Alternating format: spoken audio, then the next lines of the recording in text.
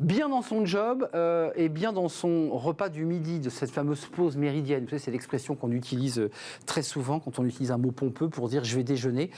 Stéphane Gittiaud, merci d'être avec nous.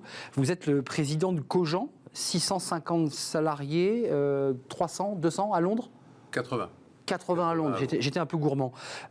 Cogent souffle ses 20 bougies. Alors, vous n'êtes pas arrivé la première année de l'enseigne, mais vous emportez ses valeurs, son image. Qu'est-ce qui fait que cette entreprise, cette belle enseigne, alors on dit que c'est de la restauration, d'ailleurs on l'appelle comment votre enseigne? C'est de la restauration, c'est du petit-déj, c'est quoi? C'est avant tout une maison. C'est une maison parce qu'il y a des termes. Alors, merci de m'avoir invité. C'est un plaisir. C'est une maison parce qu'on parle souvent de famille, de maison. On s'y sent hébergé et c'est comme ça qu'on considère l'ensemble des équipes.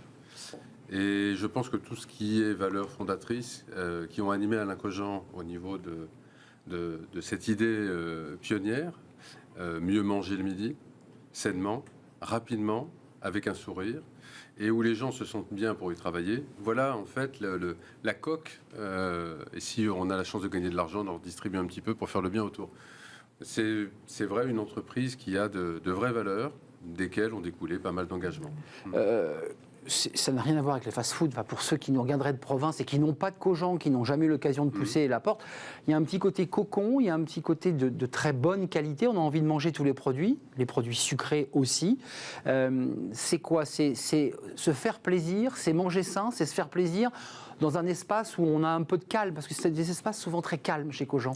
Alors, quand on est à table, oui, c'est vrai, c'est un espace calme. Quand on fait du grab and go, comme on dit en anglicisme, hein, on pique, on paye, on s'en va. Et on s'en va, c'est vrai. Dans des vitrines, on prend nos produits. Exactement. Il y a toujours un accueil de restaurant. On n'est pas face à un ordinateur ou le tout digital qui est très à la mode en ce moment. Non pas qu'on n'y aille pas, bien sûr, on est digitalisé. Et comme tout le monde, comme toutes les maisons, on peut passer sa commande sur son ordinateur, sur son téléphone pour se faire livrer. Mais l'expérience restaurant est vraiment quelque chose à vivre chez Cogent, d'une part parce que le style est différent. On a une image clean de Cogent, et d'ailleurs pendant le Covid, c'est ce qui nous a aussi porté, oui, c'est vrai. parce que le redémarrage a été plus rapide pour nous, principalement grâce à ça. On a confiance. Enfin, il y a l'idée de cette confiance avec le produit qu'on a dans son assiette ou dans sa petite... Il y a une espèce de vérité, en fait, qui est transmise aussi par les équipes, que ce soit l'équipier, le formateur, le directeur ou le directeur général des opérations. Chacun accueille avec le même sourire, la même envie et le même niveau. En fait. On va parler de la vertu, des vertus de cette entreprise, parce qu'elle fait plein de choses. Elle est Bicorp, on va en reparler.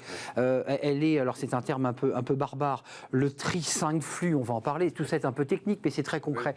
Oui. Vous, Stéphane, le président de Cogent, c'est quoi le métier d'un président d'une enseigne? Qu'est-ce qu'on fait? C'est quoi la journée type d'un président d'une enseigne qui fête ses 20 ans? C'est une journée qui n'est jamais la même, ça c'est certain. Et puis comme vous savez, tout dépend de la typologie de l'homme. Il y a des présidents qui sont opérationnels, il y a des présidents qui sont plus financiers. Vous êtes dans l'opérationnel, vous venez de la restauration, vous? Oui, je viens de la restauration. Vous aimez le produit? Tout à fait. Ce qui ne m'empêche pas de comprendre les chiffres, heureusement. Mais oui, j'ai une tendance opérationnelle, bien évidemment. Il faut laisser la place à chacun d'agir à son gré, à son poste. Et la journée type, c'est le matin, bien évidemment, on regarde les chiffres de la veille, comme tout bon chef d'entreprise. Normal. On regarde les problématiques opérationnelles qui vont avoir lieu. Donc j'ai la chance d'avoir une équipe exceptionnelle au laboratoire, dans les restaurants, au siège aussi. Cuisine centralisée, faut le préciser, c'était pas le cas tout le temps. Voilà. Là, je crois que vous avez... Une cuisine centralisée qui est apparue après quelques années, dès qu'il y a eu un peu plus de 10 restaurants. On en a une deuxième maintenant, qui est à Saint-Ouen pour arroser une autre zone de restaurant. On produit le matin et on livre le matin. Et puis certaines choses sont découpées l'après-midi et bien sûr ça va à la production du lendemain.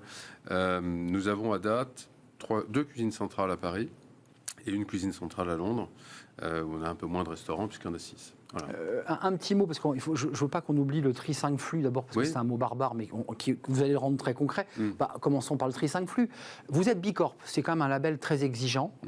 Cogent a le label Bicorp. Et ce tri 5 flux, c'est une exigence par rapport aux déchets, parce qu'il y a un vrai débat sur le recyclage, et on parlera aussi des dons que vous faites, parce que Cogent aussi est très engagé dans cette direction. Mais le tri 5 flux, c'est quoi exactement? C'est contraignant pour les salariés, un tri 5 flux? Il y a eu une loi qui devait être appliquée il y a bien des années, que personne n'appliquait, et nous non plus, parce que les termes n'étaient peut-être pas aussi bien définis. En fait, à date, nous sommes la seule maison de restauration rapide à avoir 100% de nos restaurants qui trient ces déchets sur 5 catégories, les 5 flux. Donc ça concerne le papier et le plastique, ça concerne les déchets alimentaires, ça concerne le verre, ça concerne le bois. Et donc derrière les poubelles qu'on trouve dans nos restaurants, il y a une entreprise qui passe, qui s'appelle Greenwishy, je leur fais de la pub gratuite, Oui. et qui retrie dans sa centrale de tri pour envoyer ensuite le plastique à un endroit, le carton à un autre endroit, les déchets alimentaires qui d'ailleurs font un terreau utilisé sur le fameux les toits de compost. Paris, exactement. Et donc le tri 5 flux est une de nos valeurs, c'est pas la seule. Il faut savoir que ce tri a un coût et que ce coût est énorme. Ça coûte cher de trier. C'est une vraie vertu. Que de s'engager à 100% de nos restaurants sur ce tri. Après, il y a effectivement d'autres valeurs, mais être Bicorp, d'ailleurs je souligne que Cogent a été la première maison à être certifiée Bicorp en face de sa catégorie en Europe.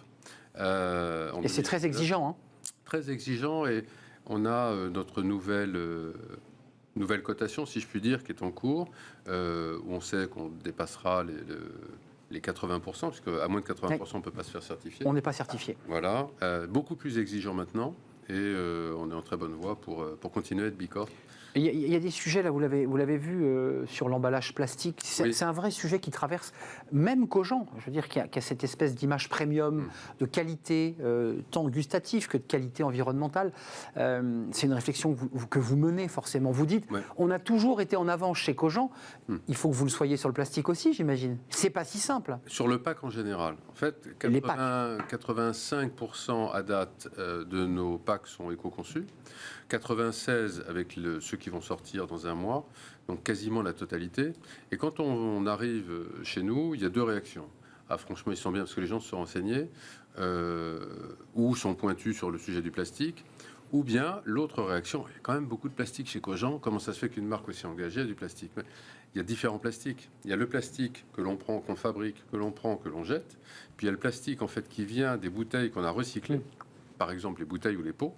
Et que vous réutilisez dans un cycle vertueux. On réutilise dans un cycle vertueux. Alors avant, le plastique était envoyé en Chine, grosse empreinte carbone, pour être recyclé à 100%. Ou en Afrique.